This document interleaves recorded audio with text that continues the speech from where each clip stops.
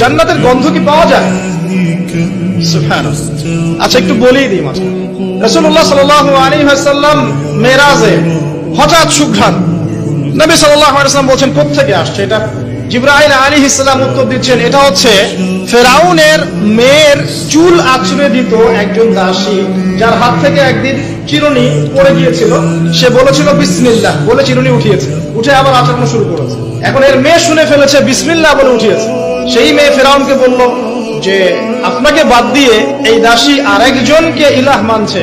তখন সেই দাসীকে গ্রেফতার করা হলো। তুমি কার উপাসনা করছো, কার ইবাদত করছো?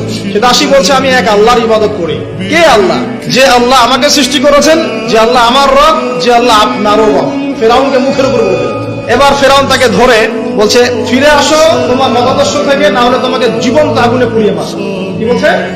আগুনে পুড়িয়ে মারো। তো সে ফিরে আসে না। তখন ফেরাউন দেখলো তার সন্তান সন্ততি আছে কিনা। সন্তানরা আমাদের সফট কর্নার না, সন্তানকে ডেকে আনা, দুইটা বাচ্চা, দুইটা কি তিনটা বাচ্চা। বলছে ফিরে আসো, আমাকে ইলাহ বলে স্বীকার করো, না হলে তোমার সন্তানদেরকে আগুনে ফেলে দিব।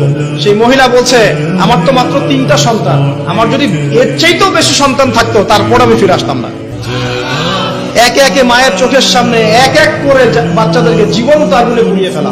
শেষমেশ সেই মেয়েটাকেও, সেই দাসীকেও জীবন্ত আগুনে পুড়িয়ে দেওয়া হলো। নবী সাল্লাল্লাহু আলাইহি ওয়াসাল্লামকে জিবরাইল আলাইহিস সালাম বলছেন ওই যে ফেরাউনের দাসী, অনেকে বলেছে তার নাম আসিয়া, এই নামটা কোরআনে নাই। নবীজি পেলেন তো? অন্য কোন নবী পেয়েছেন? অন্য কোন নবীর ক্ষেত্রে এটা দলিল পাওয়া যাচ্ছে না, কিন্তু নবী সাল্লাল্লাহু আলাইহি ওয়াসাল্লামের ক্ষেত্রে দলিল পাওয়া যাচ্ছে।